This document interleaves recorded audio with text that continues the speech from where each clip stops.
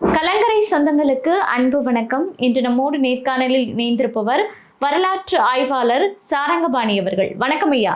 கலங்கரை ஊடக நேயர்களுக்கும் வயந்தடி செவிமடிக்கின்ற தமிழ் உறவுகளுக்கும் எனது வணக்கத்தை உரித்தாக்குகின்றேன். ஐயா, இப்போ ஆங்கில புத்தாண்டு அப்படின்றது நம்மளுடைய தமிழர்கள் சந்தோஷமாக கொண்டாடக்கூடிய ஒரு விழாவாக மாறி இருக்கிறது. அதற்கு காரணம் என்னன்னா, நம்முடைய தமிழ் புத்தாண்டு எது என்பது சரியானதாக தெரியவில்லை என்பதுதானா அப்படின்ற மாதிரியான ஒரு கேள்வி எழுகிறது. தமிழ் புத்தாண்டு எது என்று தெரியாததால் தான் கொண்டாடுறாங்கன்னு சொல்ல முடியாது. எதுன்னு தெரிஞ்சா மட்டும் இவங்க ஆங்கில புத்தாண்டை கொண்டாட மாட்டாங்களா அப்படின்னா இல்லை.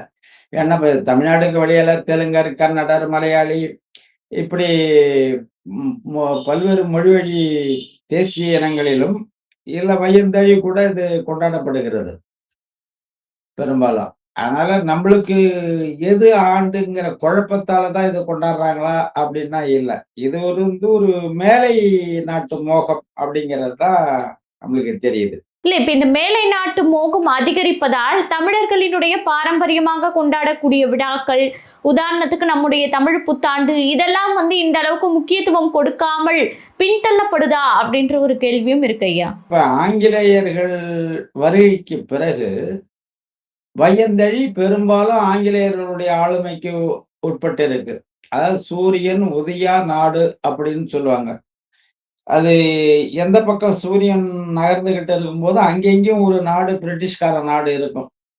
அதனால அது இந்த பகுதியில மறைஞ்சேன்னா அடுத்த பகுதியில சூரியன் அங்க இருந்துன்னு இருக்கும். அதனால சூரியன் மறையா நாடு. அப்ப இதுல என்ன ஆச்சுன்னாக்கா, இப்ப ராஜராஜ சோழன் காலத்துல தெற்காசியா கண்டம் முழுக்க நமது அரசு கோலோச்சிச்சு. அது தமிழருடைய அரசு கோலோச்சுது. இப்ப இவங்களுடைய அரசு நாடுகள் அரசு பிடித்ததுக்கும் ஐரோப்பியர்கள் இங்க அரசு ஆண்டதற்கும் மிகப்பெரிய வேறுபாடு இருக்கு. ஒண்ணு, ராஜராஜன் சோழர்கள் காலத்துல தெற்காசிய கண்டம் முழுக்க இந்தோனேசியா, பிலிப்பைன்ஸ், கம்போடியா இது வரைக்கும் போயிருந்தாலும் இலங்கை, மாலத்தீவு இப்படி பல்வேறு பகுதியில இவங்க ஆட்சிக்கு உட்படுத்தியிருந்தால் கூட குறிப்பாக தன்னுடைய மொழியையும் மெய்யியலையும் இவங்க அங்க நிலைநிறுத்தல. தமிழருடைய பண்பாட்டு கூறுகளை அந்த மண்ணில் நிலைநிறுத்தவில்லை ஒன்று. இரண்டாவது, தமிழர்களை அந்த நிலப்பகுதியில் குடியேற்றவில்லை. இது ரெண்டுமே சோழர் காலத்துல செய்யல. இல்ல அப்படி செஞ்சிருந்தாங்கன்னா இன்னைக்கு நம்மளுக்கு தமிழ்நாடுங்கிற ஒரு நாடு இருக்காது, பல நாடு இருந்திருக்கும். இப்ப இலங்கை சில பேர் ஏன் இலங்கை நம்ம போய் ஏறின குடியேறின நாடு கிடையாது. தொன்று தொட்டு ஒரு 12,000 ஆண்டு, குறிப்பா 3000 ஆண்டுகளுக்கு முன்னாடி இந்தியாவும் இலங்கையும் ஒன்னா இருந்தது. அப்ப அது ஒரே நாடா இருந்தது. அப்ப தமிழர்களுடைய தாய்மண்ணா இருந்தது. சிங்களம்ங்கிற அந்த கோட்பாடு தான் அங்க குடியேறிச்சு. இதுல என்ன மாறுபாடு ஆங்கிலேயர்களுக்கும் நம்மளுக்கும் போது, இவங்க வரி மட்டும்தான் வசூல் பண்ணாங்க.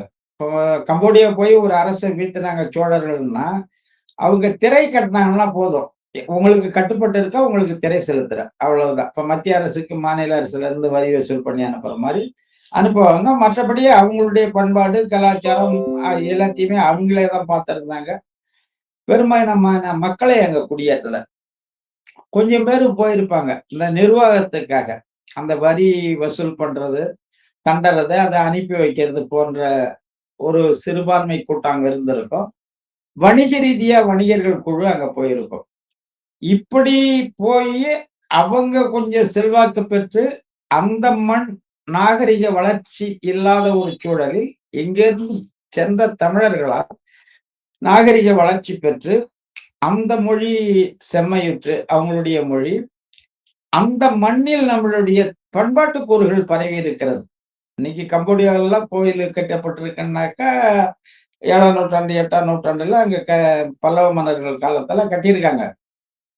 இதுல குறிப்பா சொல்லணும்னா தொன்மை தமிழர் மெய்யியல் ஆசீவகம். இந்த ஆசீவகம் உடைக்கப்பட்டுதான் சைவம், வைணவம், பிரம்மவாதம் மும்மூர்த்தி சார்ந்த கோட்பாடுகளும் உருவாகுது. அப்ப இது 7ஆம் நூற்றாண்டுல ஆசீவகம் முற்றழிப்புக்கு உள்ளாக்கப்பட்டு சைவம் புத்தெழுச்சி பெற்று வந்த பிறகு அது எப்ப அதிகமா வளர்த்தெடுக்கப்படுதுன்னாக்கா குறிப்பா 8ஆம் நூற்றாண்டு 9ஆம் நூற்றாண்டுல இருந்துதான். அதாவது சோழர்களுடைய காலம் எப்ப துவங்குதோ அப்போதுதான் இது துவங்குது. அப்ப சோழர்கள் ஒரு நாடு விட்டு நாடு ஆளக்கூடிய அளவுக்கு ஒரு அரசியல் ஆளுமை பெற்றிருந்தவங்க தொன்மை மெய்யியல மீட்டு இருக்கணும். அதுதான் நம்ம தமிழர் வரலாற்றுல நம்மளுக்கு கிடைச்ச பெருங்கேடு அது. அவங்க சிவனியத்தை தான் தூக்குனாங்க. பாசிவகத்தை அவங்க கையில எடுக்கல. அணு கோட்பாட்ட கையில எடுக்கல. அப்ப பிராமண சனாதன கோட்பாடு கொண்டு வந்த சிவனியத்தை தான் தூக்கி பிடிச்சாங்க. வந்து பிராமண சனாதனம் அப்படிங்கிறது வர்ணாசிரம கோட்பாடு, அந்த சனாதனம்ங்கிற கோட்பாடு இவை அனைத்தும் மன்னர்கள் மூலம் தான் அங்க ஊடுருவுது. அது பிற்காலத்துல விஜயநகர ஆட்சி காலத்துல மன்னர்கள் மூலம் ஊடுருவினாலும் அதற்கு முன்னாடியே சோழர் பாண்டியர்களுடைய வழியா தான் ஊடுருவுது. எந்த பிராமணரும் தமிழகத்தை பொறுத்த வரைக்கும் நேரடியா போர் எடுத்து வந்து அரசை கைப்பற்றவே இல்லை. ஒண்ணு தமிழ் மன்னர்கள் ஆண்டாங்கன்னா தமிழ் மன்னர்களை இவங்க கை கீழே வச்சுக்கின்னு இவங்களுடைய கொள்கைகளை அவங்க மூலம் தான் செயல்படுத்தினாங்களே ஒழிய அப்ப இத முற்றழிப்புக்கு உள்ளாக்கப்பட்டதுல தமிழ்நாட்டு மன்னர்களுக்கும் அந்த பொறுப்பு இருக்கு. நம்ம வெறும் பிராமணர்கள் பண்ணாங்கன்னு சொல்லி இருக்க முடியாது. பிராமணர்கள் பண்ணாங்கன்னா இவனுக்கு எங்க அறிவு போச்சு? இவன் முன்னோருடைய வழிபாடு ஒரு அரசனா இருக்கிறவனுக்கு தெரியாதா? சிவலிங்கத்தை நிறுத்தவனுக்கு சிவலிங்கத்தினுடைய கோட்பாடு என்னன்னு தெரியணும்ல. அப்ப சோழர் காலத்தில் தான் பெரும்பான்மையான சிவன் கோயில்கள் கட்டப்பட்டிருக்கு. அப்ப சிவலிங்கத்தை உருவாக்குறது ஆசிரியர்கள். அதனுடைய கோட்பாடு, அதனுடைய அந்த குறியீடுடைய தத்துவ கோட்பாடு முழுக்க வேறு. நடராஜர் சிலையை உருவாக்குனாங்க அவங்க. ஐம்பூதத்துக்கான வழிபாட்டு தலங்களை உருவாக்குனது ஆசிரியர்கள். ஆனா சிவன் கோயில்ல தில்லையை தவிர, சிதம்பரத்தை தவிர மீதி எல்லா கோயிலும் சிவன் கோயில்ல சிவலிங்கம் தான் இருக்கு. அப்ப அந்த சிவலிங்கத்தை வைக்கவும் முடிந்த உங்களால சிவலிங்கத்தினுடைய தத்துவ குறியீடுங்கிறத தானே வெளியே கொண்டு வந்திருக்கணும். அதை விட்டுட்டு தனியா ஒரு சிவன் பார்வதி அவங்களுக்கு கல்யாணம் உற்சவம் அவங்களுக்கு பிள்ளை குட்டி அப்ப ஆரியம் கொண்டு வந்த அந்த பொய் புராணங்களை நம்ம தமிழ்நாட்டு மன்னர்களும் தலைமையில தூக்கி வச்சுக்கின்னு ஆடினாங்க. அப்ப இதன் விளைவாக இவங்க வெளியில போய் அண்டை நாடுகள்ல போகும்போது கூட அங்கேயும் இந்த சைவம் வைணவம் தான் பரவிச்ச ஒழிய மெய்யியல் தமிழருடைய மெய்யியல் போல அந்த தமிழருடைய தொன்மை மெய்யியல அடியோடு தொலைச்சத்துல சோழர்களுக்கும் பெரும்பங்கு உண்டு. அப்ப ஏன் நம்ம பண்பாடு மொழி மேல இடத்துக்கு போகல? இப்ப அப்படியே ஆங்கிலேயர்களை பாருங்க. அவங்க இங்க வந்தது நம்ம அரசு படை நடத்தி போய் வெற்றி பெற்றது. அவங்கள விட வலிவா சோழ மன்னர்கள் சென்றது. அவங்க படை நடத்தி இங்க நாடு பிடிச்சி நாட்டை அடைக்க ஆடுற நோக்கத்துக்கே அவங்க வரல. அது அவங்களால இயலாதுங்கிறது அவங்களுக்கும் தெரியும். அவங்க வந்தது குறிப்பா 14ஆம் நூற்றாண்டுல துருக்கியில சுங்க வரி அதிகமா இருந்ததால நம்மளுக்கு பாரசீக வளைகுடா வரைக்கும் கப்பல் போக்குவரத்து இருந்தது. வணிகம் தமிழ்நாட்டுல இருந்து உலகம் தேடி இந்த மளிகை பொருளுங்கிறோம்ல, உப்பு மிளகு ஏலக்காய் கடுகு சீரகம் வெந்தயம் இந்த பொருள் உற்பத்தியே தமிழ்நாடு தான் அன்றைக்கு, வேற எங்கேயும் இல்லை. அப்ப இங்க இருந்து கப்பல் வழியா பாரசீக வளைகுடா போய் அங்க இருந்து தரை வழியா கழுத மலையும் குதிரை மலையும் ஒட்டகத்து மேல துருக்கி வரைக்கும் வடகோடிக்கு போய் கான்ஸ்டன்டினோபிள் வழியா ஐரோப்பியா கண்டத்துக்கு போய் ஐரோப்பா கண்டம் முழுக்க அது விற்பனையாச்சு புழக்கத்துக்கு இருந்தது. துருக்கி மன்னன் சுங்கவரி போடுறான் 14ஆம் நூற்றாண்டுல. சுங்கவரி அதிகமா போடும் பொழுது அந்த வரியை கட்டி அங்க போய் விற்கும் பொழுது விலை கூடுதலாகுது. அப்பொழுதுதான் போர்ச்சுகல்கார முடிவு எடுக்கிறா, நம்ம துருக்கி வழியாக போக வேணாம், கடல் வழி பயணத்தை கண்டுபிடிப்போம். அப்ப நம்மளுக்கு எவநாட்டு தயவு இல்லாத கடல்ல நேரா போகலாம், தமிழ்நாட்டுக்கு போய் நம்ம பொருளை வாங்கி வந்துடலான்ட்டு முயற்சி எடுக்கிறாங்க. அது வழியா தான் கடல் வழி பயணம் முதல்ல வாஸ்கோடகமா சேர்றாங்க. இப்ப இவங்க வந்தது வணிகத்துக்கு வந்தாங்க, பொருள் கிடைச்சது வாங்கினாங்க, வணிகத்தை பண்ணாங்க. வணிக கூடங்கள் குடோன் கட்டினாங்க. அந்த பொருள்களை வாங்கி வைக்கிறதுக்கும் திருப்பி கப்பல் ஏத்துறதுக்கும் இதான் கட்டினாங்க. குறிப்பா கேட்டாக்கா முதல்ல இந்தியாவிலேயே முதல் கிடங்கு கட்டப்பட்ட இடம் கடலூர் தான். ஆற்காட்டு நவாப்கிட்ட அனுமதி வாங்கி இன்னைக்கு கூடலூர் அப்படின்னு சொல்றத கடலூர் ஓட்டிமாங்க முதுநகர். அங்கதான் போர்ச்சுகல்கார அந்த கிடங்கு இன்னமும் இருக்கு. கெடிலமாறு கடலோடு கூடும் இடம் கூடலூர். கடலூர் கிடையாது, கூடலூர் தான் அது. அங்க கிடங்கு கட்டுறான். அப்புறம் பின்னாடி இங்கிலாந்துக்காரன் வரான், போர்ச்சுகல்காரனுக்கு அடுத்தது டச்சுக்காரன் வரான், டேனிஷ்காரன் வரான். இப்படி ஒவ்வொரு நாட்டுக்காரனா இங்க வராங்க. வந்து எல்லாருமே வணிகத்துக்காக தான் வராங்க. அந்த வணிகத்துக்கு வந்து காலப்போக்குல அவங்க வணிகம் செய்திருக்கிற நேரத்துல, இங்க உள்நாட்டுல சரியான அரசு இல்ல. ஒரு சரியான படைபலம் இல்ல. குறிப்பா வந்து தமிழ்நாட்ட பொறுத்தவரைக்கும் தமிழர்கள் கையில ஆட்சி இல்ல. இப்ப விஜயநகர ஆட்சியினுடைய காலகட்டம். அப்பவே தமிழர்கள் கையில ஆட்சி இல்ல. இல்ல. இவங்க வர்றது வந்து ம் ஆ ம் அ 1499 என்னமோதான் வாஸ்கோ ட காமா வராப்புல. 1500க்கும் பிறகு தான் வணிகம் வளர்ச்சி அடையுது. அதாவது 16ஆம் நூற்றாண்டில் தான் வணிகம் வளர்ச்சி அடையுது. 18ஆம் நூற்றாண்டு அதாவது 1800ல் தான் ஒட்டுமொத்த இந்தியாவும் ஆங்கிலேயருக்கு முற்றுரிமையாக்கப்படுது. அதிகாரப்பூர்வமா அவங்க அரசு பொறுப்பேற்கிறது 1800 801ல. அப்ப விஜயநகர ஆட்சி 1366ல படைவீடு விழுது. சம்புவராயருடைய படைவீடை வைத்து குமாரக்கம் பண்ணா, 1366ல குமாரக்கம்பண்ண படைவீடை வீழ்த்தி, 67 சேந்தமங்கலம் காடவராயனை வீழ்த்தி, 68ல ஆரகழியூர் வானாதிராயன் சிற்றரசனை வீழ்த்தி, 68, 69ல அரியலூர் மழவராயர்கள். இப்படி தொண்டை மண்டலம் முழுக்க இருந்த வன்னிமைகள் ஒரு 100 ஆண்டு காலம் பேரரசு வலுவு குன்றி, சேர சோழ பாண்டிய பேரரசு வலுவு குன்றி 1260ல இருந்து 1360 வரைக்கும் அந்த 100 ஆண்டு காலம் சிற்றரசுகளுடைய கட்டுப்பாட்டுல தான் நாடு இருந்தது. ஒவ்வொரு நாடும் தொன்று தொட்டே சிற்றரசு கட்டுப்பாட்டில் தான். சிற்றரசனுடைய பெரும்பான்மை யாருக்கு இருக்கோ, அவங்க ஒரு கொஞ்சம் வலுவான அரசா இருக்கும் மூன்றரசுல, சேர சோழ பாண்டியர்கள்ல.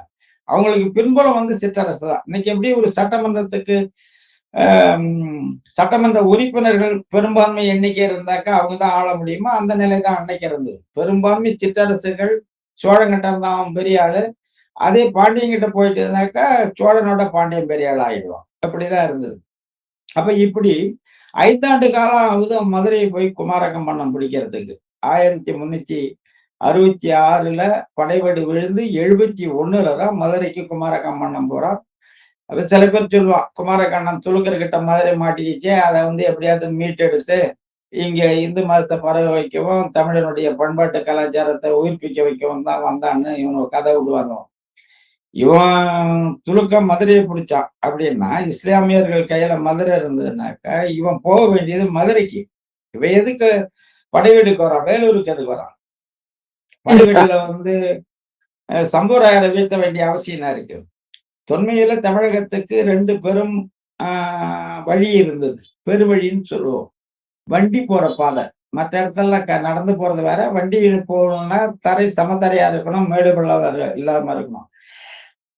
இப்படி பார்க்கும்போது வடக்கிருந்து வரத்துக்கு நம்மளுக்கு கண்ணமனூர் கணவாய், வேலூர் வழி, வேலூர் திருவண்ணாமலை அந்த வழியா உள்ள நுழையணும். அதுக்கு அடுத்து தொப்பூர் கணவாய். அப்ப ஒசூரு, தருமபுரி, சேலம். அப்ப அந்த தருமபுரியிலிருந்து சேலம் வர வழியில தான் தொப்பூர் கணவாய். இன்னைக்கே நிறைய விபத்து நடக்கிற இடம் தொப்பூர் பகுதி, தொப்பூர் கணவாய் தான். இந்த 2 பெருவழி தான் இருந்தது. அப்ப இவன் குமாரக்கம்பன்னா கர்நாடக பகுதியில இருந்து வரணுங்கும் போது அவன் தொப்பூர் கணவாய் வழியா போகணும். அதாவது ஒசூரு, கிருஷ்ணகிரி, தருமபுரி, சேலம், இந்த திண்டுக்கல்லு, மதுரை இப்படிதான் அவன் போகணும். அதான் வழி. ஆனா அதை விட்டுட்டு இவர் வேலூர் வழிக்கு வர்றாரு இங்க. அப்ப இவனுக்கு நோக்கம் வந்து துலுக்கர் ஆட்சியிலிருந்து தமிழ்நாட்டை மீட்டெடுக்கணுங்கிறது இல்ல. ஒட்டுமொத்த தமிழகத்தையும் தன்னுடைய கட்டுப்பாட்டின் கீழ, தெலுங்கர்களுடைய ஆதிக்கத்தின் கீழ கொண்டு வரணுங்கிறது தான் நோக்கம். அதனாலதான் படைவீடை வீழ்த்திட்டு தொண்டை மண்டலத்து அரசுகளை விட்டுட்டு உள்ள மதுரைக்கு போனாக்கா இவங்கெல்லாம் சுத்தி வளைச்சு அங்கேயே காலி பண்ணிடுவாங்கிறதால வடக்க இருந்து அடிச்சுக்கணும் போறான். இந்த 100 ஆண்டு கால வரலாறு தமிழகத்துல இருண்டு இருக்கு. இந்த வரலாறு எந்த நூல்லையும் பதியப்படல. இந்த 100 ஆண்டு கால வரலாறை நம்ம வந்து உருவாக்கணும். தமிழகத்தினுடைய வீழ்ச்சிக்கு காரணமே இந்த 100 ஆண்டு வரலாறு கால ஆய்வு பண்ணணும். அதுதான் மிக முக்கியமானது. அப்படி இவங்க போய் அங்க பிடிக்கிறான். அப்ப இப்ப 71ல இருந்து அஹ், ஹம், 1371லயே மதுரைக்கு வந்து விஜயநகர ஆட்சி கீழ வருது. அப்ப 800 காலகட்டம் தான் வந்து இவங்க ஆங்கிலேயர்கள் வந்து கட்டுப்பாட்டின் கீழ விழுது. இப்ப ஆங்கிலேயர் கட்டுப்பாட்டின் கீழ வந்த பிறகு கூட நேரடி ஆங்கிலேயர் கீழ இருந்ததா தமிழ்நாடுன்னா அதுவும் இல்ல. அப்ப அவங்க விஜயநகர ஆட்சி வந்து செஞ்சி நாயக்கம், தஞ்சை நாயக்கம், மதுரை நாயக்கன்னு 3 நாயக்கமா பிரிச்சு வச்சிருக்கான். அதுல கடைசி காலகட்டத்துல முகலாயனுடைய படையெடுப்பு, அவுரங்கசீப்பினுடைய படையெடுப்பால செஞ்சி நாயக்கம் விழுது. அதனுடைய தளபதி எக்கோஜி வந்து அப்புறம் தஞ்சை நாயக்கத்தை கைப்பற்றறான். மதுரை நாயக்கம் இறுதி வரைக்கும் இருக்கு. நம்ம வந்து சுதந்திரம் அடையிற வரைக்கும் மதுரை நாயக்கம் இருக்கு. அப்ப அந்த மதுராயத்துக்கு 72 பாளையம் இருக்கு. அதுல 30க்கும் மேற்பட்ட பாளையம் தமிழர்கிட்டயும், ஒரு 40 பாளையம் தெலுங்கர்கிட்டயும் பிரிச்சு குடுத்து இருக்காங்க. அப்ப அந்த பாளையக்காரர்கள் தான் இறுதியில ஆங்கிலேயரோட போரிட்டு இப்ப இந்த சுதந்திர போராட்ட வீரர்ன்னு நம்ம படிக்கிறதெல்லாம் வேலு நாச்சியாரு, மருது பாண்டியரு, பூலித்தேவர்ன்னு நம்ம படிக்கிறதெல்லாம் இவங்கதான். கண்டிப்பாங்க ஐயா. இவங்க காலகட்டத்துல தான் இந்த புத்தாண்டு கொண்டாடக்கூடிய அந்த தொடக்கம் தொடங்கியதா அப்படின்ற கேள்வியும் இருக்கு. இல்ல. அதுதான் இப்ப இந்த ஆங்கிலேயர்கள் இங்க வந்து ஆங்கில மொழிய அவங்க வந்து பெரும்பாலும் பரப்ப முடியல. மக்கள்கிட்ட கொண்டு போய் சேர்க்க முடியல. அதுக்காக தான் இந்த வரலாற்று தரவை சொன்னேன். ஆங்கிலேயர்கள் மக்களோடு பேசுவதற்கு, தொடர்பு ஏற்படுத்திக் கொள்வதற்கு அவர்களால் முடியவில்லை. அப்ப நம்ம ஆளுங்கள்ல இருந்து சில பேரை தேர்ந்தெடுக்கிறாங்க. அந்த ஆளு தமிழ்நாட்டுல இருக்கிறவன் தமிழ் படிச்சிருப்பான், ஆங்கிலம் படிச்சிருப்பான். 2ம் படிச்சிருப்பான். 2 பாஷை. ஏக் தோ வடமொழியில தோன்னா 2. தோ பாஷா 2 மொழி தெரிஞ்சவர்கள் என்று பொருள். அந்த தோ பாஷா தான் துபாஷி அப்படிங்கிறது. துபாஷா, துபாஷி. அப்ப அதுல பெரும்பாலும் இங்க இருந்த பிராமணர்கள் அந்த துபாஷியா இருந்திருக்காங்க. சைவ வேளாளர் பிள்ளைகள், முதலியார்கள் இந்த உயர்மட்ட லெவல்ல நாயக்கன் அரசுல அமைச்சரவையில பங்கு பெறக்கூடிய அளவுல இருந்த ஒரு குடிகள் எல்லாம் அந்த அதுல ஒரு சில பேர் அந்த துபாஷாவா இருந்தாங்க. இந்த ஆண்ட குடின்னு சொல்றவங்க இது எல்லாமே வந்து வீழ்த்தப்பட்டுட்டது.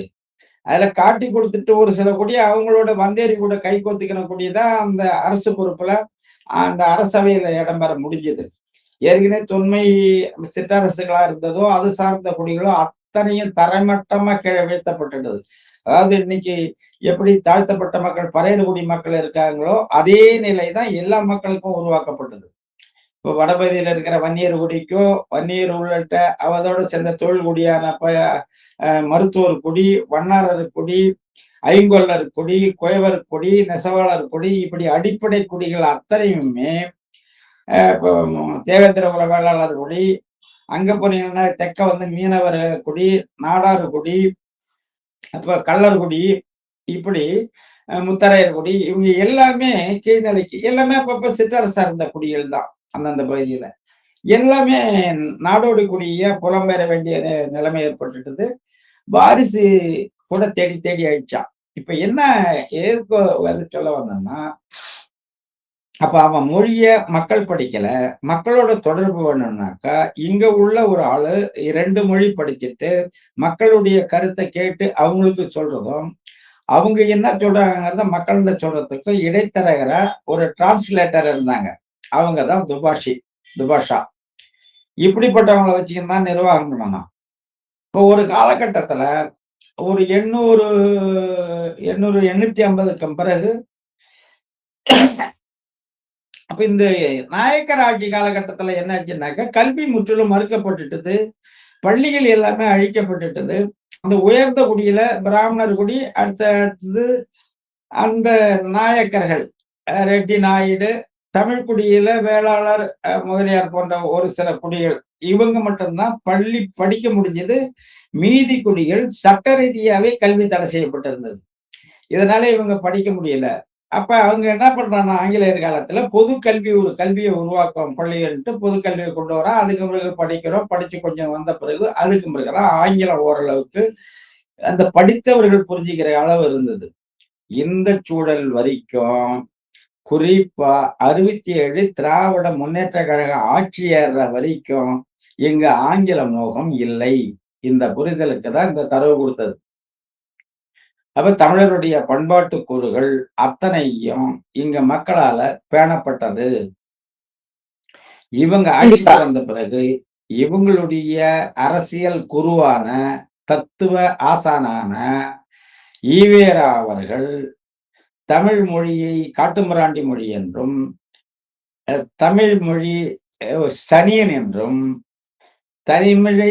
தமிழ்ல என்னடா இருக்கு அதுல தமிழ் பேசுறவெல்லாம் தாய்ப்பால் பைத்தியம் என்றும் தமிழ்நாட்டில் இருந்து கொண்டே தமிழை அந்த அளவுக்கு கொச்சைப்படுத்தி பேசிவிட்டு ஒவ்வொரு இடத்திலும் இவர் கருத்து கூறியது என்னவென்றால் ஆங்கிலம் படியுங்கள், அதில் தான் அறிவு இருக்கிறது என்ற கருத்துரையை பரப்ப ஆரம்பித்தார். அப்ப ஆங்கில கலாச்சாரத்தை வளர்த்தவர் பெரியார் தான் ஆரம்பத்துல.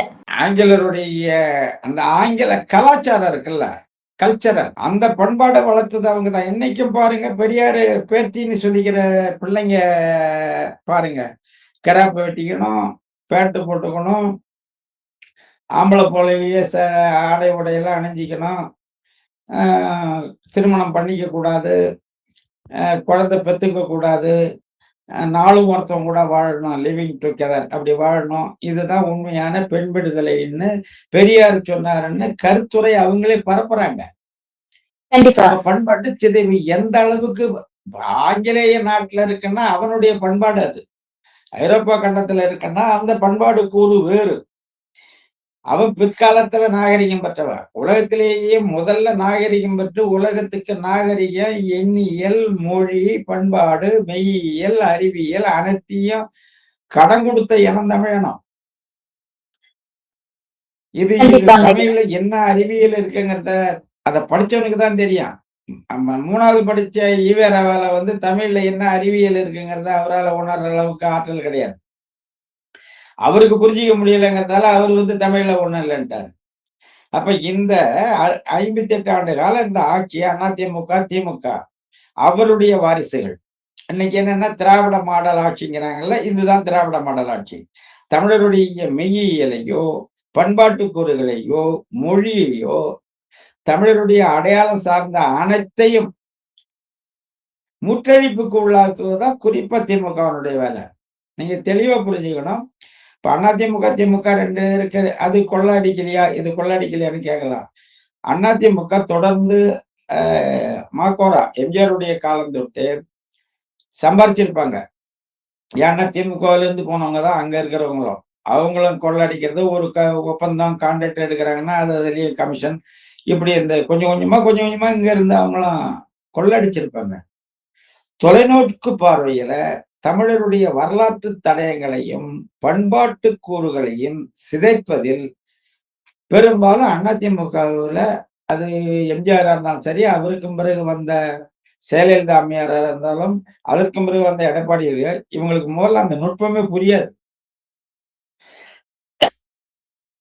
குறிப்பா கேட்டா பாப்பாத்தின்னு சொன்ன ஜெயலலிதா அம்மையார் அவர்கள் தமிழுக்காகவோ இல்ல தமிழ் தேசிய கருத்தியலுக்காகவோ அவங்க செஞ்ச ஒரு சின்ன வளர்ச்சியை கூட திமுக செய்யல. தொடர்ந்து அழிச்சதுதான்.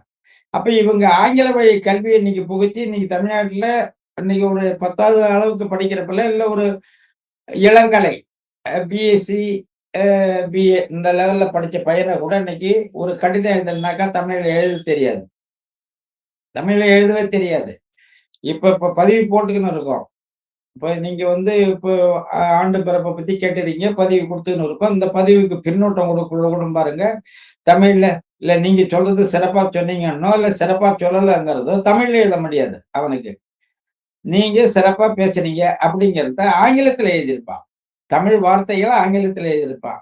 காரணம் என்னன்னா அவனுக்கு தமிழ்ல எழுத தெரியல. அந்த அளவுக்கு ஒரு சமூகத்தை கொண்டாந்து இங்க நிறுத்திட்டாங்க. அப்ப இந்த ஆங்கில புத்தாண்டு மோகங்கிறது புத்தாண்டுல மட்டும் இல்ல, ஆடையிலிருந்து உணவிலிருந்து அனைத்திலும் தமிழர் மரபு சாரா ஒரு வாழ்வியலுக்கு தமிழ் மக்கள் இன்னைக்கு தள்ளப்பட்டு விட்டார்கள். நிச்சயமாக ஐயா. இப்ப நம்ம தமிழ் புத்தாண்டு இது தள்ளப்பட்டதற்கு பின்னாடி இவ்வளவு வரலாறு நீங்க தரவுகளோடு சொல்லியிருக்கீங்க.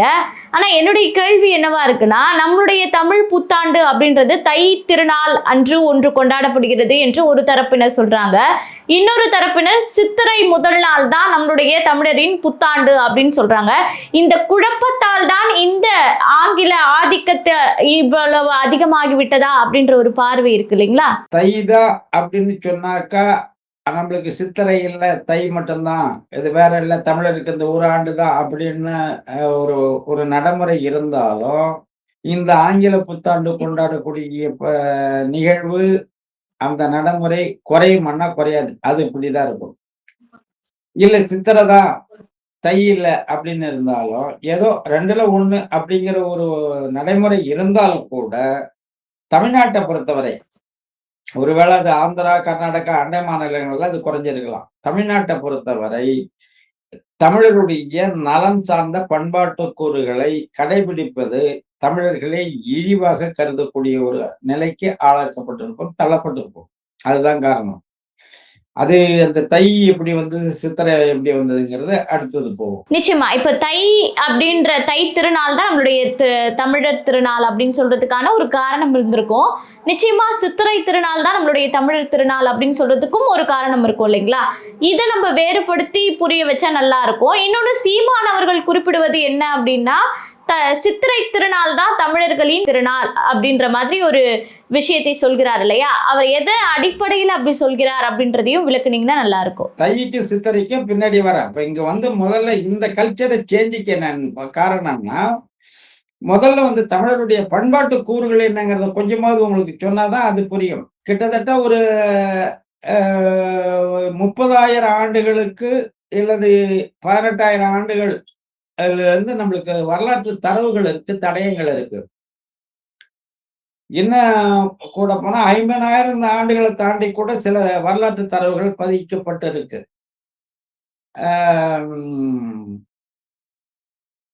வடிவேல் எரிந்த வான்பகை பொறாது பகுருளி ஆற்றுடன் பன்னெடுங்குன்றமும் குமரி கோடும் கொடுங்கடல் கொள்க வடதிசை கங்கையும் இமயமும் கொண்டு தென் திசையாண்ட தென்னவன்பாடிங்கிற அந்த வரிகள்ல பல்வேறு காலகட்டத்தினுடைய நிகழ்வுகளை அதுல பதிவு செஞ்சிருக்கு. வடிவேல் எரிந்த வான்பகை பொறாதுங்கிறது குமரி கொண்டம் உடைந்தது. அது கிட்டத்தட்ட 4 லட்சம் ஆண்டுகளுக்கு முன்பு உடைந்தது. அந்த தரவே அதுல பதிவு செய்யிருக்கு. அதுக்கு பிறகு நாவலந்தேயங்கிறது மொரிசிஸ் வரைக்கும் அந்த மண்ணு அழிந்தது அதுல பதிவு செய்யப்பட்டிருக்கு. அதனால தொன்று தொட்டு நம்மளுக்கு வரலாற்று பதிவுகள் இலக்கியங்களை விட பண்பாட்டு கூறுகள்ல கூடுதலா இருக்குமா? அதுதான் இங்க முக்கியமே.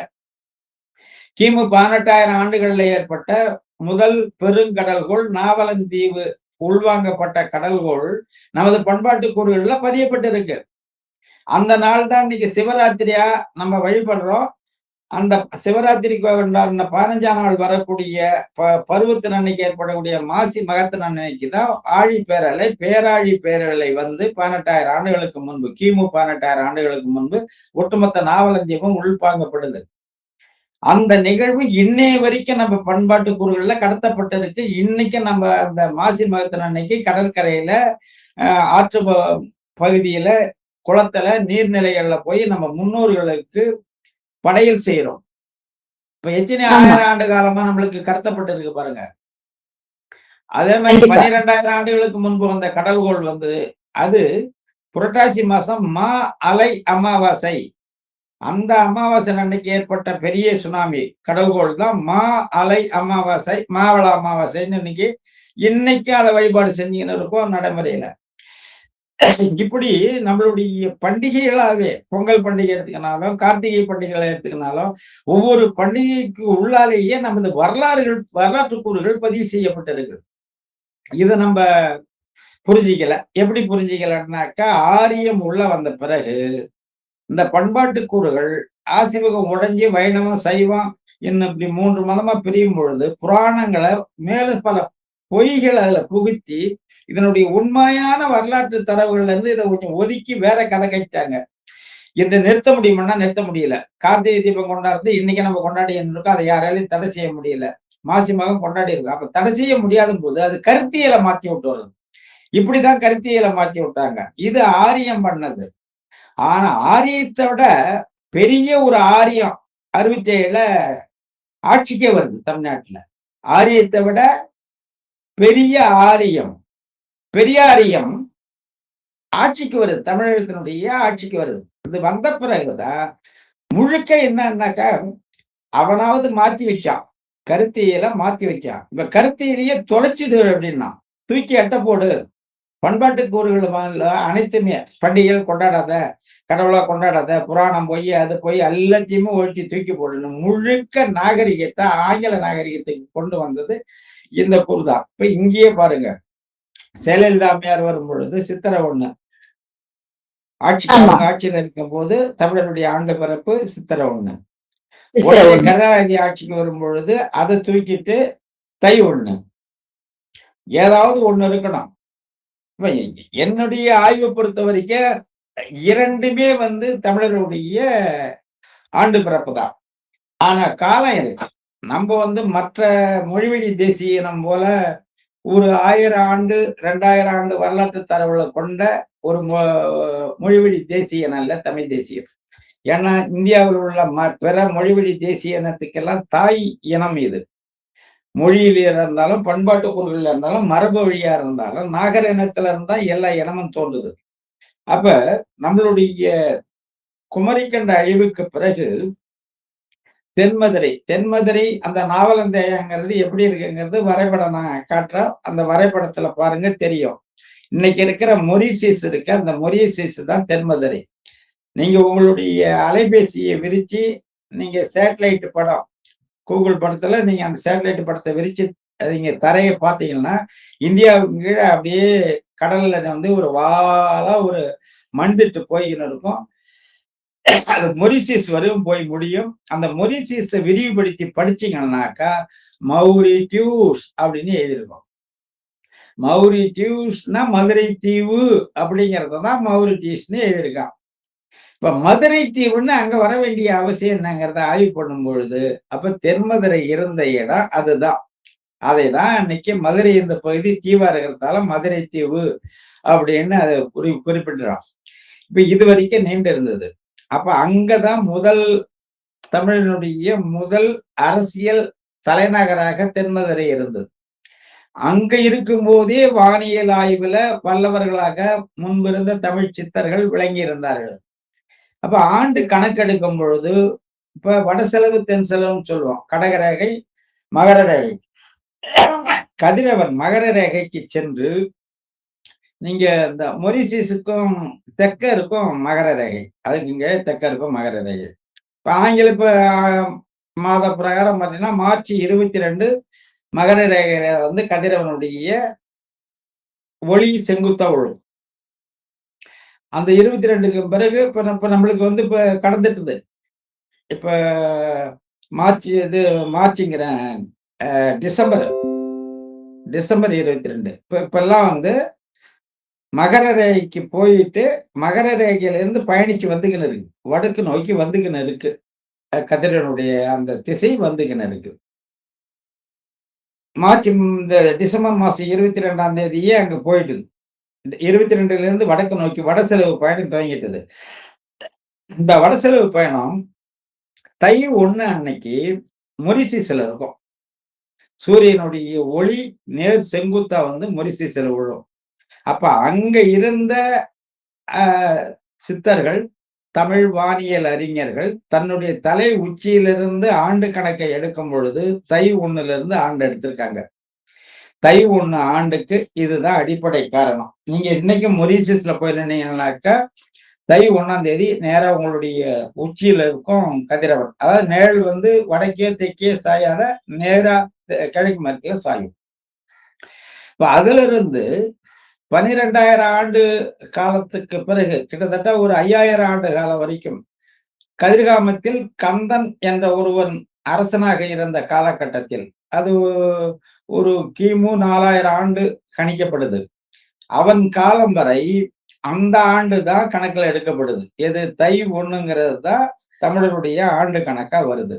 அப்ப தை 1 ஆண்டு எடுத்தாச்சு. இப்ப அங்கிருந்து புறப்பட்டு வடக்கு கடகரேகைக்கு கதிரவன் வடசெலவு முடிஞ்சு திரும்பி தென் செலவு மகர ரேகைக்கு போய் திரும்பி அந்த மொரிசியஸுக்கு நேரம் வரும்போது ஆண்டு 1. ஒரு ஆண்டு முடியுது. இப்படிதான் அவங்க கணக்கு எடுத்திருக்காங்க. அப்ப திங்கள் எப்படி மாதங்கள் எப்படி எடுக்கிறாங்கன்னா, சந்திரன் பூமியை சுற்றி வருவதை கணக்கா எடுக்கிறாங்க. ஒரு திங்கள். அதனாலதான் மாதத்தை வந்து நம்ம திங்கள்னு சொல்லுவோம். நிலவு பூமியை ஒரு சுற்றி சுற்றி ஒரு நாளை திங்களா எடுக்கிறாங்க. இப்படிதான் அவங்க வந்து அந்நிய ஆண்டு கணிப்பு வச்சிருக்காங்க. காலப்போக்குல இந்த அஸ்ட்ரானமி வானியல் அறிவு விண்டு அப்படின்னு இப்ப இன்னைக்கு நம்ம தத்துவ தெய்வங்களை கும்பிடக்கூடிய சிவன், மகாவிஷ்ணு, முருகன் எல்லாம் யாரும் கிடையாது. ஆசீவக பெருஞ்சித்தர்கள்ல 23 தீர்த்தங்காரர்ல இடையிடையே வந்த ஒரு ஆளுதான். இது எல்லாமே இன்னைக்கு மாற்றப்பட்டு கதை வேறு கதை புனையப்பட்டு இருக்கு. அவருடைய காலத்துல இந்த விண்ணிய ஆய்வு மிக சிறப்புற்று இது துல்லியமான கணக்கா வரலங்கிறதால ஆண்டு கணக்கை மாத்தி அமைக்கிறாங்க. ஏன் துல்லியமா வரல அப்படின்னா, சந்திரனுடைய சுழற்சி பூமியை ஒரு சுழற்சி வர்றதுக்கு 29.32 நாள் ஆகும்.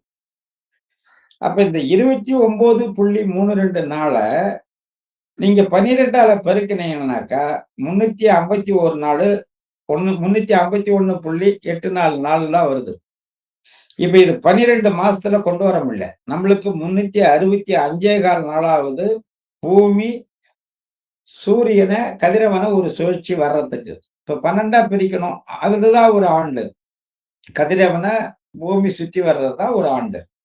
அப்ப இந்த ஆண்டு நம்மளுக்கு 365.25 நாளுங்கும் பொழுது இங்க வந்தாக்கா 65.25 நாளுக்கு 351 நாள் தான் கதிரவன் கணக்கு வருது.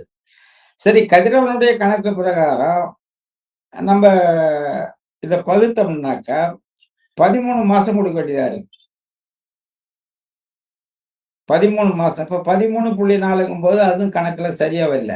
அப்ப இந்த கணக்கையே வேளாண்மைக்கு உகந்தபடி பருவநிலை காலங்கள், அடுத்தது விண்மீன் கூட்டம், ராசி மண்டலங்கள், ஓரைகள், இது எல்லாத்தையும் வானியல் கணிப்பு கொண்டு வந்து ஒரு புதிய ஆண்டை வந்து உருவாக்க வேண்டியது இருக்கு.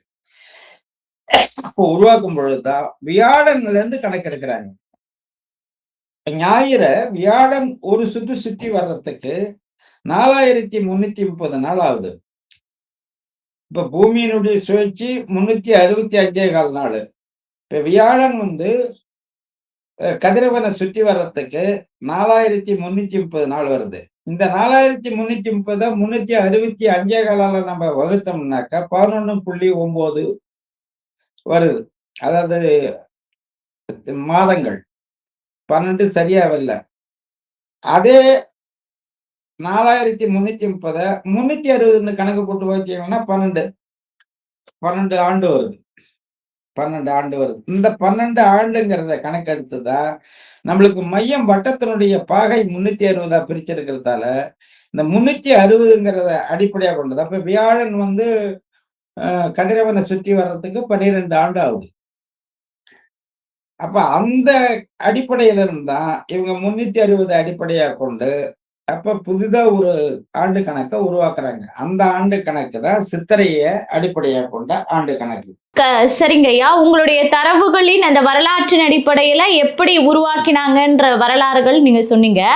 சரி, தமிழ் தேசியத்தை கொள்கையாக கொண்டிருக்கக்கூடிய திரு சீமான் அவர்கள் எதற்காக சித்திரை 1 தான் நம்ம தமிழர் திருநாளாக கொண்டாடணும் அப்படின்னு சொல்றாங்க? இதற்கு ஏதாவது ஒரு காரணம் இருக்கா ஐயா? இப்ப நம்ம வீட்டுல வந்து இப்ப குலச்சாமி 2 சாமி இருக்கும். பொதுவா அம்மன் கோயில் வச்சிருப்பாங்க. அந்த அம்மன் கோயிலையும் போய் ஒரு சாமி கும்பிட்டு வந்துருவாங்க. நம்மளுக்குன்னு சொந்தமா ஒரு 10 குடும்பத்துக்கு ஒரு குலச்சாமி, முன்னோர் சாமி இருக்கும்.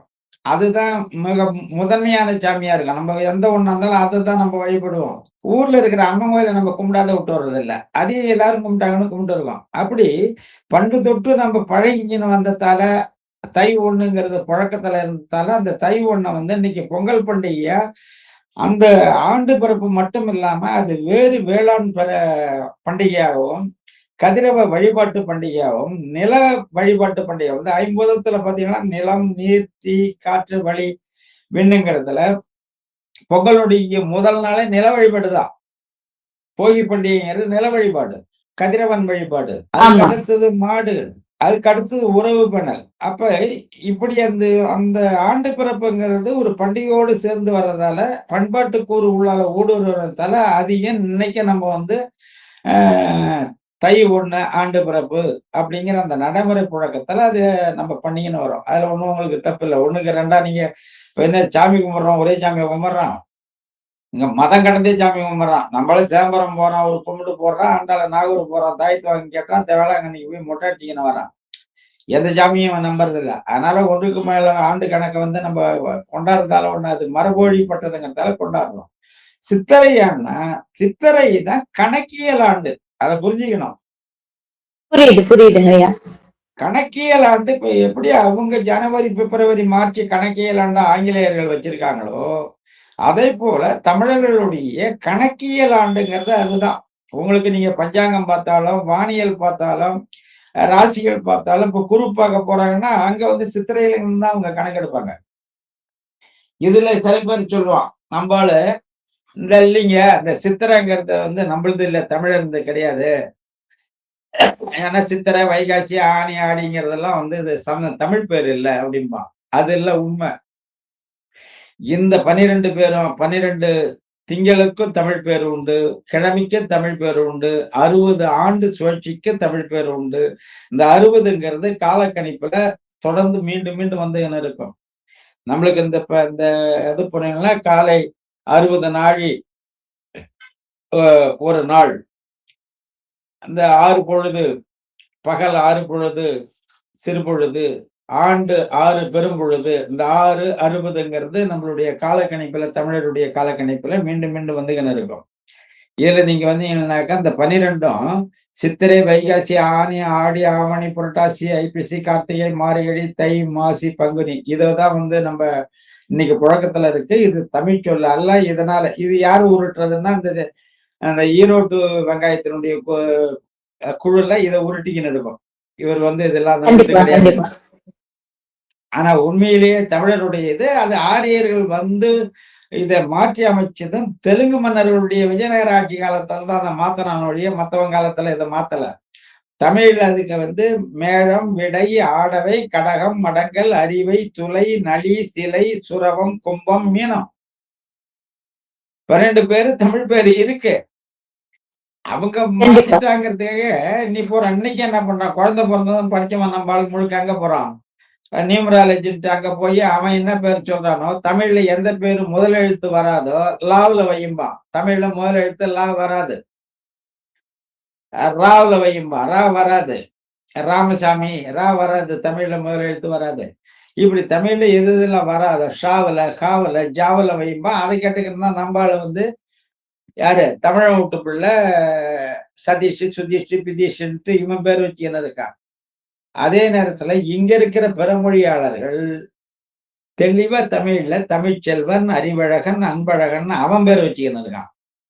இது என்ன பண்ண முடியும் நம்ம? நிச்சயமாக ஐயா. இப்போ இந்த இந்த அளவுக்கு தமிழர்களினுடைய கலாச்சார சீரழிவு, இந்த மாதிரி மாற்றங்கள் இருப்பதற்கு தீர்வு கிடைக்கணும்னா தமிழ் தேசிய ஆட்சி மலர்ந்தால்தான் இது கிடைக்கும் சொல்ல வரீங்களா? திமுக ஆட்சி மாறுறது மட்டும் அல்ல. இப்ப அதனாலதான் இப்ப சீமான் என்ன சொல்றாரு, ஏன் கூட்டணி வச்சு 4 சீட்டு வரக்கூடாது? ஏன் கூட்டணி வைக்க முடியல அவரால? இவர் ஆட்சி பிடிக்கணுங்கிறது சீமானுக்கு நோக்கம் அல்ல. ஆட்சி பிடிச்சு ஒண்ணும் பண்ண போறதில்ல. யாரு கூட இருந்து இந்த கூட்டணி கூட போய் ஆட்சி பிடிச்சு எதுவும் பண்ண முடியாது. திமுக கூட போய் கூட்டணி சேர்ந்து நாளைக்கு மதுக்கடையை ஒழிச்சிட முடியுமா? முடியாது. அவங்க கூட சேர்ந்து நம்மள தான் கெட முடியுமோ ஒழிஞ்சு, நம்ம வழிக்கு அவங்கள கொண்டு வர முடியாது. அதே நிலைதான் அதிமுக. நீ எந்த கட்சி கூட நீங்க கூட்டணி வச்சாலும், அவங்களுடைய அயோக்கியத்தனத்துல நம்மளும் பங்கெடுக்க வேண்டியது இருக்கும் ஒழிய, நம்மளுடைய சீமானுடைய கருத்தியலே வேற. அவர் ஒரு புதிய தமிழ் தேசியத்தை படைக்க அவர் முயற்சி எடுக்கிறாரு. தமிழருடைய பண்பாட்டை மீட்டெடுக்கணும்னு போறாரு. கண்டிப்பா கண்டிப்பா ஐயா. ஆட்சிக்கு வராமல் இதை சாத்தியப்படுத்துவது முடியாது இல்லைங்களா? ஆட்சிக்கு வந்தால் தானே சீமான் அவர்களின் கனவு நினைவாகும். இல்லம்மா, ஆட்சிக்கு வரணும்னாக்கா சீமான் தான் ஆட்சிக்கு வரணும் அப்படிங்கிற நிலை உனக்கு வரணும்ல, அப்பதானே நீ வாக்கு போடுவ. ஓ, மக்களிடத்துல மாற்றம் வரணும் சொல்றீங்க. மக்களிடம் மாற்றம் வரணும். இப்ப வந்திருக்குல்ல 30 லட்சம் பேர் மக்கள் மாற்றம் வந்திருக்குல்ல. இன்னைக்கு மதுக்கடை வந்து குறிப்பா தமிழ் இளைஞர்களை வட தமிழ்நாட்டுல குறிப்பா பறையர், வன்னியர் இந்த 2 குடி சார்ந்த இளைஞர்கள் முற்றழிப்புக்கு உள்ளாக்கப்பட்டுட்டாங்க இந்த மதுவால. அதிகமா குடிக்கிறது இது சந்துதான். எல்லாரும் குடிக்கிறனால கூடுதலா குடிக்கிறவங்கள சொல்றான். எல்லா குடியிலையும் குடிக்கிறான். குறிப்பா இளைஞர்கள். இப்ப பள்ளி போற பிள்ளைகள் என்னன்னா, இப்ப மது குடிக்கிறத தாண்டி ஊசி, மாத்திரை, கஞ்சா இப்படி இந்த கட்டத்துக்கு மாறிட்டாங்க. இப்ப அந்த நிலைக்கு அவங்க போகும்பொழுது, இந்த பிராந்தி குடிக்கும்போது ஓரளவுக்கு கட்டுப்பாட்டுல இருப்பான். அவன் கஞ்சா எல்லாம் போட்டான்னா, அவன் எந்த கட்டுப்பாட்டுலயும் அவன் கட்டுப்பாட்டுல அவன் இருக்க மாட்டான். என்ன செய்யறாங்கிறது அவனுக்கு தெரியாது. ஏறக வரவன் சண்டைக்காரனா, சண்டை இல்லையா? எவனையாவது கத்தி எடுத்து வச்சுன்னு வெட்டுவான். வரவன் போறவன வெட்டுவான். என்ன பண்றான்னே அவனுக்கு தெரியாது. நீ அவனை என்ன செய்ய முடியும்? கொன்னாதான் கொல்லலாம். அதெல்லாம் தெளிஞ்சு கிழிஞ்சு போன பிறகு, அப்புறம் கேட்டா, ஐயையோ! நான் எல்லாமே புயல போயிட்டேன். அவனே வருத்தப்படுவான். அப்ப மனித நிலையில இருந்து ஒரு மிருக நிலைக்கு மாத்தக்கூடிய நிலைக்கு இந்த சமூகத்தை யாரு கொண்டாந்து வச்சிருக்கிறது? திராவிட அரசு, திராவிட மாடல். அப்ப இவங்களுடைய நோக்கமே ஒட்டுமொத்த தமிழ் சமூகமும் ஒரு முட்டாள் இனமாவே இருக்கணும். ஒரு மயக்க நிலையிலேயே வச்சிருக்கணும். அப்படி இருந்தாதான் இப்பயே ஆரம்பிச்சுட்டான் குண்டா கொடுக்கவும், கோலை கொடுக்கவும் வாக்குக்கு. இப்ப சீமான் அவர்களிடம் இருக்கக்கூடிய ஒரே ஆயுதம் அப்படின்னா தமிழர் வரலாற்றை தோன்றி எடுத்து மக்கள் மத்தியில கொண்டு போய் சேர்த்து அவர்களை விழிப்புணர்வு அடைய செய்வதுதான் அப்படின்றதா ஐயா? தமிழருடைய வரலாறுன்னு ஒண்ணு இல்லாம தமிழருடைய வரலாறை மீட்டெடுக்கணும், மெய்யியலை மீட்டெடுக்கணும், பண்பாடை மீட்டெடுக்கணும், மொழியை மீட்டெடுக்கணும், சுற்றுச்சூழலை மீட்டெடுக்கணும், கடலை மீட்டெடுக்கணும், மலையை மீட்டெடுக்கணும், ஏகப்பட்டது மீட்க வேண்டியது இருக்கு. அப்ப மீட்டு எடுக்கிறதுங்கிறது அரசு அதிகாரத்துக்கு வந்த பிறகு இதை மீட்டு எடுத்தாதான் எதிர்காலத்துல தமிழ் இனம் வாழுங்கிற கருத்தியலை மக்களுக்கு கொண்டு போகணும்ல. இப்ப அந்த பாதையில தான் சீமான் அவர்கள் சரியாக சென்று கொண்டிருக்கிறார் அப்படின்னு சொல்ல வரீங்களா? ஆமா, அந்த பாதையில தான் சீமான் சரியா போயின்னு இருக்காரு. அவர் இப்ப ஆட்சியை பிடிச்சி ஒரு தூய்மையான ஆட்சியாளர்களை உள்ளடக்கிய ஒரு ஆட்சி தான் இருக்கணும். அப்படி இல்லாம நீ அதுல 2 இதுல 2 கெட்டு போனவனும் நல்லவனும் கதமமா ஒரு ஆட்சி எந்த வித மாற்றத்தையும் இந்த மண்ணில கொண்டு வர முடியாது. நிச்சயமா. அதாவது இப்ப சீமான் செய்யக்கூடிய அந்த மாற்று அரசியலினுடைய இந்த பின்னணியில என்னடா சீமான் மரத்துக்கு மலைக்கு அப்படின்னு சுற்றுச்சூழலுக்கு மாநாடு போடுறாரு, மக்கள் மத்தியில தச்சர், குயவர் அப்படின்னு புது புது சாதியினர்களுக்கெல்லாம் நான் வாய்ப்பு கொடுப்பேன் அப்படின்ற மாதிரியான ஒரு நிலைப்பாடை கொண்டு வராரு, சௌராஷ்டிரா மாநாட்டுல கலந்துக்கிறாரு. இதற்கு பின்னணி அரசியல்ல தமிழர்களின் வரலாற்றை மீட்டெடுக்கும் ஒரு கருத்தியலை மக்கள் மத்தியில் விதைப்பதற்காக தான் இவ்வளவு முயற்சிகள் ஐயா. ஆமாமா, இப்ப கடலுக்கு மாநாடு எடுக்கிறாருன்னா கடல் சார்ந்து நம்ம எவ்வளவு பாதிக்கப்பட்டிருக்கோம். மலை சார்ந்து எடுக்கிறேன்னா நம்ம மதுரையை சுத்தி வரும்போதெல்லாம் மதுரையில இருந்த மலைகள்லாம் நொறுக்கப்பட்டுட்டது. பாழிகள் ஆய்வுக்கு போற அங்க 2500 ஆண்டுகளுக்கு முன்பு எழுதின தமிழ் கல்வெட்டு இருக்கு. உன் வரலாறு எங்க இருக்கு? 2500 ஆண்டுகளுக்கு முன்னாடி உன் வரலாறு எழுதப்பட்டதற்கான கல்வெட்டு சான்றுகள் தமிழ்ல பாழியில இருக்கு, மலை குன்றுகள்ல. அந்த மலை குன்ற குவாரி ஆக்கிட்டான், உடைச்சு எடுக்கிறான் இந்த திராவிட அரசு தான். அந்த மலை உடைச்ச பிறகு உன்னுடைய வரலாறு தெரிய போறது இல்ல. 2000 ஆண்டுகளுக்கு முன்னாடியே வரலாறு தெரிய போறல. இப்படி ஒவ்வொரு தடயங்களையும் இன்னைக்கு அழிச்சுக்கின்னு இருக்காங்க. அப்ப அதை தடுத்து நிறுத்தினா நம்ம மலையினுடைய முக்கியத்துவம் என்ன? மலை இயற்கை வளங்கள் சார்ந்து கொடுக்கிற மழைக்கு கொடுக்கறது, இயற்கை சார்ந்து மலையினுடைய சிறப்புங்கிறத தாண்டி உன் வரலாறையும் சுமந்து நிக்குது அது. அந்த ஒவ்வொரு மலைக்குன்றிலையும் சூலமோ இல்ல விநாயகர் கோயிலோ பெருமாள் கோயிலோ அந்த காலத்துல ஏதோ ஒரு கோயில் நம்ம முன்னோர்கள் ஒவ்வொரு இடத்துலையும் வச்சிருக்காங்க. அதனால அந்த மலை மட்டும் உடைக்காத இருக்கு. எந்த மலை மேல கோயில் இருக்கோ அந்த மலை மட்டும் உடைக்காத இருக்கு. மக்கள் பிரச்சனை பண்ணுவாங்கன்ட்டு எதுவுமே இல்லாத குன்றுகள் எல்லாமே நொறுக்கப்பட்டுட்டது.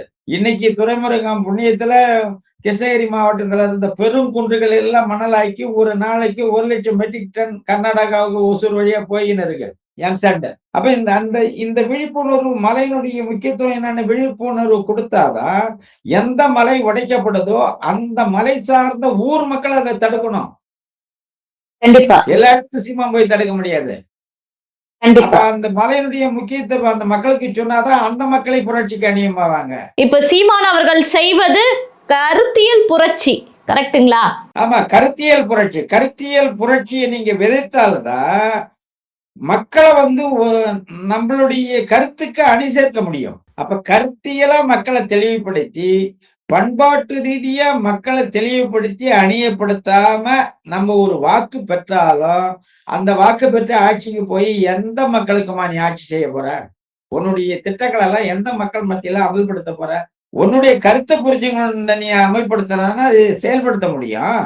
நம்ம கருத்தையே புரிஞ்சிக்காத ஒருத்தவன்ட்ட போய் நாளைக்கு சீமானே ஆட்சிக்கு வந்துட்டாரு. திடீர்னு ஏதோ நாளைக்கு எல்லாரும் வாக்கு போட்டாங்க வந்துட்டாரு.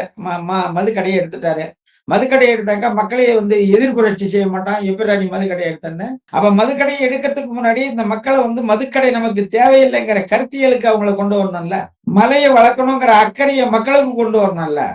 ஆறு நீராதாரத்துக்கு ஆறு முதன்மையானது. ஆறு தான் பின்னாடி அடுத்த தலைமுறைக்கு வந்து வாழ்வாதாரத்துக்கு ஆறுனுடைய உயிர்ப்பு தன்மையின் தேவைங்கிறத மக்கள் மத்தியில அந்த கருத்தை கொண்டு போகணும்ல. அதனால்தான் அவர் என்ன சொல்றன்னா, ஆட்சி நான் வரலன்னா பரவாயில்ல, என்னுடைய இந்த பண்பாட்டு புரட்சிய அடுத்த தலைமுறைக்கு அடுத்த தோளுக்கு கடத்தி விடுவாங்கிறாரு. இப்ப இதுதான் உண்மையான அரசியல் மாற்றம். நீங்க மக்களை அணி திரட்டி இப்ப இலங்கையில அனைத்து மக்களுடைய ஒத்துழைப்போடு தான் தேசிய தலைவர் வந்து அங்க 30 நாடு களத்துல நிக்க முடிஞ்சது. அப்ப மக்களை நீங்க அணி திரட்டாம மக்களை ஏமாத்தி 1000 ரூபாய் தரேன், 2000 ஒருத்தவன் 2 வீலர் தராங்கிறான், இன்னொருத்தவன் கார் தராங்கிறான். இப்பயே திமுக காரன் குண்டா அண்டா எல்லாம் வீடு வீடா கொடுத்துக்கிட்டு வந்துக்கின்னு இருக்காங்க. முன்கூட்டியே எல்லாருக்கும் இப்போ வந்து பொருள் அவங்கவுங்களுக்கும் போய்கின்னு இருக்கு. ஒவ்வொரு தேர்தலுக்கும் புது புது வழிமுறையை கண்டுபிடிச்சு அவங்க அந்த முறையை கடைபிடிக்கிறாங்க. அப்ப பாமர மக்களை என்ன பண்ணுதுன்னாக்கா, வாக்கு போடுறது கிட்டத்தட்ட 50 விழுக்காடு மக்கள் அப்படிதான் இருக்கு தமிழ்நாட்டுல. அவன் குண்டா கொடுத்தான், அண்டா கொடுத்தான். இவன் ஒண்ணுமே கொடுக்காத ஓட்டு கேட்கறான். இவனுக்கு எப்படி ஓட்டு போட முடியும்? இப்படிதான் அவங்க சிந்திக்கிறாங்க. 50 விழுக்காட்டு மக்கள் அந்த நிலையில தான் இருக்கு. அப்ப ஒருத்தன் குண்டா கொடுத்துன்னு போறான் ஒரு கட்சிக்காரன்னா, அடுத்த கட்சிக்காரன் வந்து ஒரு கொண்டானும் ஒரு கோழையும் சேர்த்து கொடுத்தீங்க, அதே மக்கள் வந்து அந்த குண்டானை வாங்கி வீட்டுல வச்சுட்டு உன் குண்டானையும் கோழையும் சேர்த்து வாங்கிக்கின்னு உனக்கு ஓட்டு போடுவாங்க. அப்போ ஒரு நியாயம் சொல்லுவாங்க. இல்ல அவன் 1 தான் கொடுத்தான், இவன் 2 கொடுத்தான், நியாயமா பார்த்தா 2 கொடுத்தவனுக்கு தானே நம்ம போடணும். இந்த மனநிலையில தான் மக்கள் இருக்காங்க. இது மக்களுடைய குற்றமானா இல்ல. மக்களை அந்த நிலையில 60 ஆண்டு காலமா இந்த திராவிட ஆட்சிகள் ஆக்கி வச்சிருக்கு. ஒரு ஒரு முட்டாள் கூட்டமா, சிந்தனையற்ற கூட்டமா, அண்டி பிழைக்கிற கூட்டமா, இலவசத்துக்கு கையேந்திர கூட்டமா, முன்பெல்லாம் மானம், வெக்கம், ரோஷம் மக்களுக்கு இருக்கும். ஒரு தன்மான குறைவா நினைப்பாங்க. ஒருத்தவன் போய் இலவசமா ஒருத்தன் கொடுக்குறான்னா அதை வாங்கறதுக்கே தன்மானம் இடிக்கும் தமிழ் மக்களுக்கு. இன்னைக்கு அந்த தன்மானமே இல்ல. 1 கொடுக்குறான்னா எனக்கு இன்னொன்னு கூடன்னு கேட்கக்கூடிய அளவுக்கு மக்களுடைய உளவியலை மாத்திருக்கான். அப்ப திராவிட எந்த உளவியலை மாற்றி தமிழகத்தை குட்டிச்சாராக்குச்சோ, அந்த உளவியலை நீ மீட்டெடுக்காம எப்படி தமிழர்களை நல்வழிப்படுத்த முடியும்? கண்டிப்பாக ஐயா. அதாவது சீமான் செய்யக்கூடிய புரட்சிக்கு பின்னாடி இவ்வளவு பெரிய வரலாற்று பண்பாடு மீட்சி இருக்கு. அதை தான் அவர் வந்து இந்த மாநாடுகள் மூலயமாக பிரதிபலிக்கிறார் அப்படின்றத இது மூலயமா நம்மளால முழுமையா தெரிஞ்சுக்க முடியுது. தொடர்ந்து பேசுவோம். நன்றிங்க ஐயா. சீமானுடைய இந்த பரப்புரைங்கிறது வெறும் அரசியலை கைப்பற்றணும், ஆளணும், மற்றவங்களை போல ஆளணுங்கிற நோக்கம் அப்படி அல்ல. ஒட்டுமொத்த தமிழ் இனத்தையும் பண்பாட்டு ரீதியாகவும் அரசியல் ரீதியாகவும் வரலாற்று ரீதியாகவும் அனைத்து வகையிலையும் தமிழருடைய மெய்யியல் வகையிலையும் ஒரு மீள் புரட்சியையும் தமிழன் தன்னைத்தானே சீமானே இல்லைனாலும் தனக்கான ஒரு தலைவனை தான் உருவாக்கி கொள்ளக்கூடிய ஒரு தகுதியை உருவாக்கணுங்கிற நோக்கத்துலதான். அது தன்னால் முடியல, தன்னுடைய வாழ்நாள்ல முடியலன்னாலும் அடுத்த தலைமுறைக்காவது நான் அந்த பண்பாட்டு கூறுகளை கையளிப்பது என்னுடைய கடமைங்கிறார் ஒழிய அந்த கோணத்துலதான் அவர் போறாரு. இல்ல 2 சீட்டு 3 சீட்டு வாங்கி நம்மளும் அங்க உட்காருனா நாளைக்கே எங்க வேணாலும் அவர் கூட்டணி போட்டுருவாரு. அது அல்ல அவர் நோக்கம். ஒரு மெய்யான புரட்சியை, மெய்யான பண்பாட்டு மீட்சியை உருவாக்குவதுதான் அவரது நோக்கம். எனவே வருகின்ற 26 சட்டமன்ற தேர்தலில் ஒரு சரியான தலைமையை, தமிழருக்கான தலைமையை தமிழர்கள் தேர்வு செய்ய வேண்டும் என்று கேட்டுக்கொள்கிறேன். நன்றி, வணக்கம்.